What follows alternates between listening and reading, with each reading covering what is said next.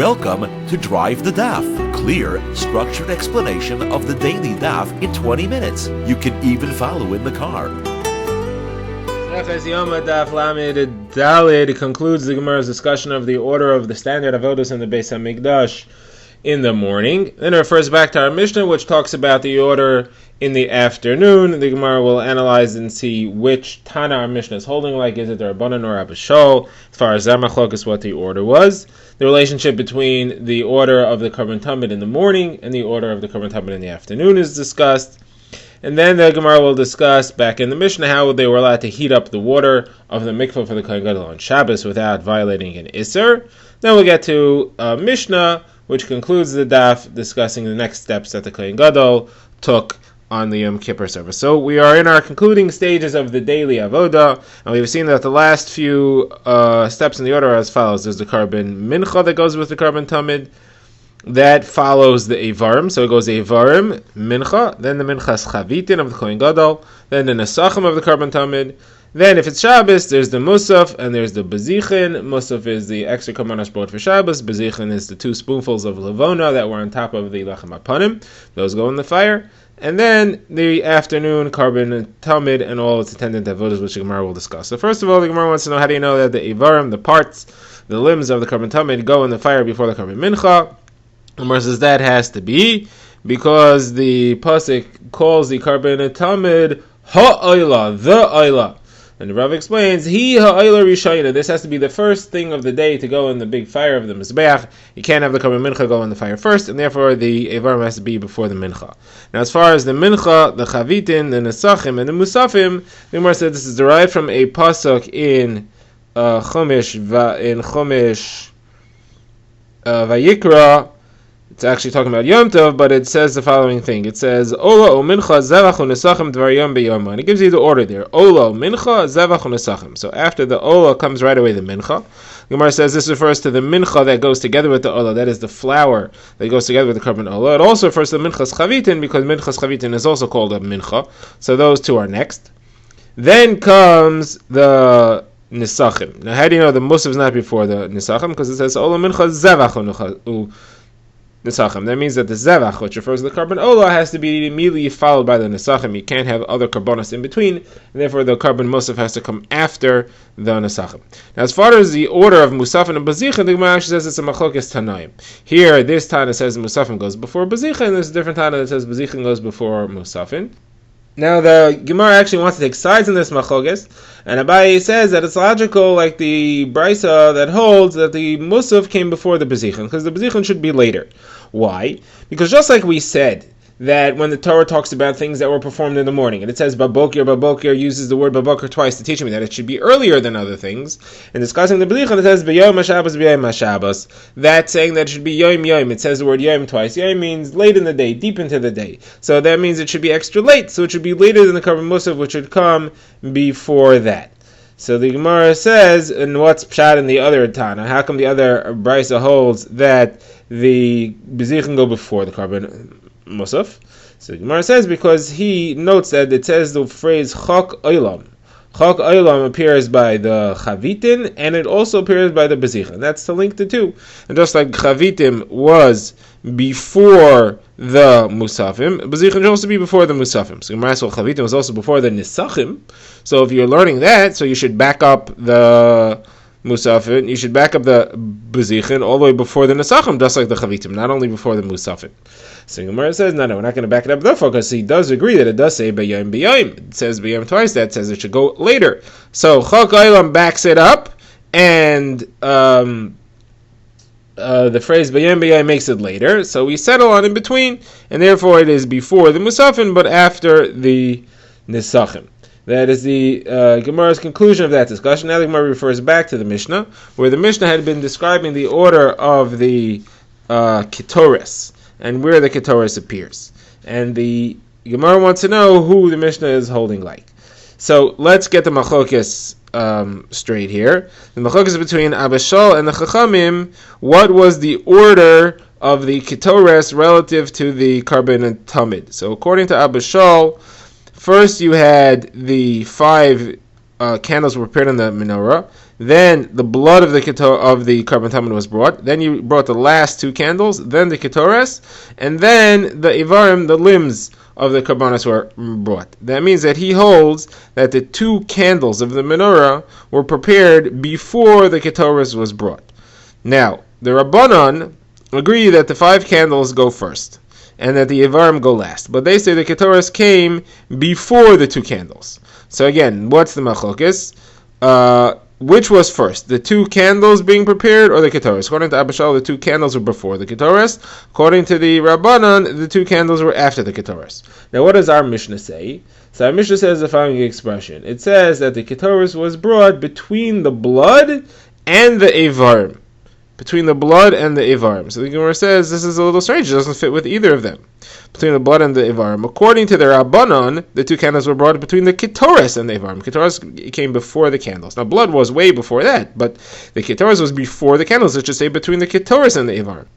According to Abba Shaul, though, the correct order was that the blood was brought first, then the 2 candles, then the ketores, and then the ivarim. So where was the ketores? It wasn't between the blood and the ivarim directly, it was between the 2 candles and the ivarim. 2 candles were before the ketores. If it wants to tell me what the ketores was between, it should say between the 2 candles and the ivarim.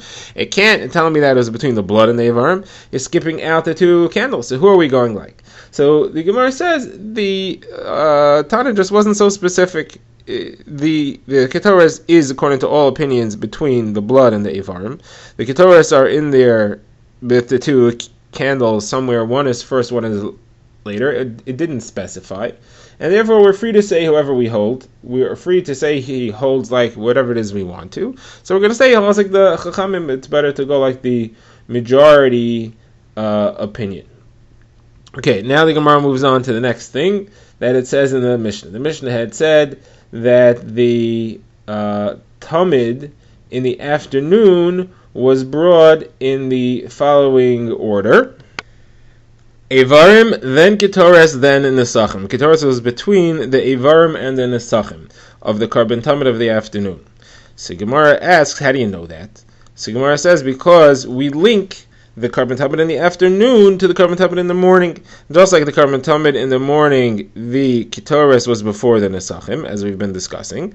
So too in the afternoon, the ketores had to be before the nesachim. So Gemara says, well, I don't understand what you mean by that, because then the ketores should also be before the ivarim. In the morning, it went ketores, then ivarim, then nesachim. So you're telling me, I learned from there that the ketores should be before the nesachim, should also be before the ivarim. So Gemara says, no, look at the pasuk that links them. The pasuk says, Kiminchas haboker ukinisko ta'aseh. The afternoon should follow the order of the mincha and the nesachim. That's where the ketores fits in the order of the mincha and the nesachim. And therefore it has to be before, the ketores should be before the nesachim, just like it was in the morning. It doesn't say anything about ivarim. And therefore the place that it is relative to the ivarim in the afternoon has nothing to do with the place that it is relative to the ivarim in the morning.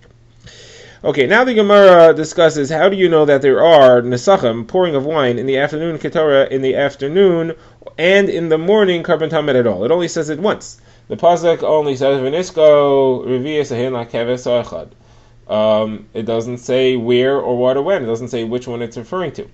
So the Gemara says that it's either referring to the morning carbon tamid and you learn it to the afternoon carbon tamid, or it's referring to the afternoon carbon tamid and you learn it to the morning carbon tamid. Which one is the Torah referring to when it says to bring the Nesachim, and which one do you learn from there? So it's a machlokes between the Tanakama and Rebbe. The Tanakama says, if you look at the Psukim, it first discusses the carbon tamid of the morning, then it discusses the carbon tamid of the afternoon, and then it says, then it talks about the Nesachim. So the most recent thing discussed just prior to referring to the Nesachim is the carbon tamid in the afternoon. So that's what it's saying. It's saying that the carbon tamid in the afternoon gets nesachim. We learn from there that the carbon tamid in the morning also gets nesachim. Rabbi says no. Because if you look at the words, it says you should bring nesachim lakeves ha'echad. Which one is ha'echad? The Torah uses the word echad when it's referring to the carbon tamid in the morning. The pasuk describing the Tamidim says, Es hakeves ha'echad taseh b'boker. So echad refers to the morning. And then it says, Es hakeves ha'sheni taseh ben arbaim. And the second one you should do in the afternoon. So ha'echad, where it discusses nesachim, by the echad is referring to the morning. And you learn from there to the afternoon. So the Gemara says, so then according to the Tanakama, what is the word ha'echad for? So Gemara says, they learn that the word ha'echad is to teach that you should bring your choicest animal. You shouldn't bring a poor quality animal. You should bring echad, the one, the beautiful one. So Gemara says, where is Rabbi going to learn that? Rabbi learns that from a different pasuk that says, "V'chol mivchar nidrechem." You should bring from the choicest of your animals. Was what you should bring as a neder, an animal that you bring for nidarim. Now, why don't the Rabbanan learn from there? So Gemara says the Rabbanan will say that's talking about a carbon nidava. That's a neder. That's a voluntary carbon. Here we're talking about a carbon chova, an obligatory carbon.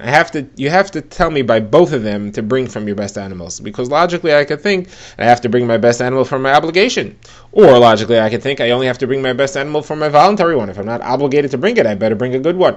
So I could hear that either way. I could hear you have to bring your best one either way, and therefore it has to say it twice for both of them. Okay, now the Gemara leaves this topic, goes back to the Mishnah, and the Mishnah had said that if the Kohen Gadol is old or particular and he can't go into a cold mikvah, so you heat it up. So Gemara says, how do you heat it up on Yom Kippur? So Gemara quotes a brayso that says that they warmed up pieces of metal, and they were nice and hot, they put it in the mikvah, and that warmed up the water. So Gemara says, well, that there's a problem, that you're hardening the metal. We know that if you take hot metal and put it into water, it causes it to become stiffer and harder, and that's a malacha. So Gemara says two approaches here. The Gemara says either it wasn't that hot, they let it cool a little bit after they took it out of the fire, so it wasn't hot enough to become hardened by being put in the water. Or Abai says it's not a problem, it's a davar she'eino miskaven. You don't intend to do that malacha, and the malacha which you don't intend to do, it just happens while you're doing something else. That's not usher. Gemara says that's not usher. That's the opinion of Rabbi Shimon. But Abai holds like Rabbi Yehuda holds that it is aser. Where do you see that? Because when there's a brayso discussing cutting off a negat tzoras, a baheres, when doing a bris milah. Now it's aser to cut off a negat tzoras. It's an issur daraisa. When you're doing a bris milah, you're cutting it off. So you need a special pasuk to tell me that that's mutter. So Mara asks, why do you need a special pasuk to tell me that that's mutter? So davar she'eino miskaven. I'm intending to do a bris milah. I'm not intending to cut off a baheres tzoras. So Abai explains, no, according to Rabbi Yehuda, that davar she'eino miskaven is aser. That's why I need it. There is no head to Aveinu Miskaven. That sounds like the fact that Abaye is presenting Rabbi Yehuda as an explanation for this, that Abaye holds that Rabbi Yehuda is the halacha. So how could he tell me here that davar she'eino miskaven is mutter? The Gemara says, not a problem. That's an isser. That's referring to an isser daraisa. Doing an eino miskaven on isser daraisa, that's usher. Doing an eino miskaven on a derabanan, like this over here, hardening metal is only an isser derabanan. There it is mutter. This concludes the Gemara. Now we start our next Mishnah, which continues discussing what the Kohen Gadol did on Yom Kippur. So it says as follows. It says that after he completed the avodas of the carbon, the tamid, and everything that's performed every day in the Beis HaMikdash, he then went to change clothing, to go to the mikvah, and to wash his hands, to get ready for the special Yom Kippur avodah.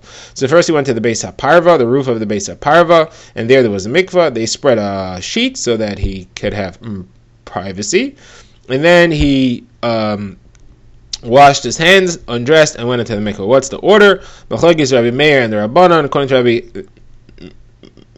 Meir, he first undressed, then he washed his hands. According to the Chachamim, he first washed his hands and then he undressed.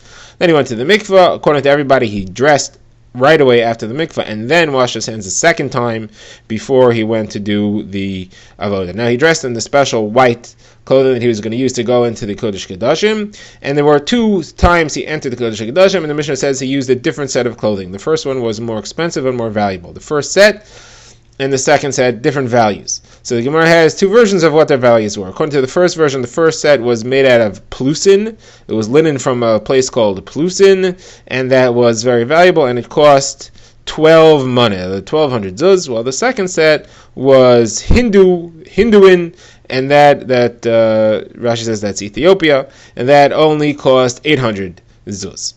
In the Gemara, that's Rabbi Meir. The Chachamim say the first set cost 1,800 zuz, and the second set cost 1,200. A grand total of 30 money, and that money came from the tzibur, the congregation paid for that. And if the Kohen wanted to get a better set even than that, then he would add his own. Drive the Daf is a project of the Grand Woodlands Shul and is presented by Rabbi Yitzchak Landa. Find us on YouTube or subscribe to daily emails by emailing drivethedaf@gmail.com.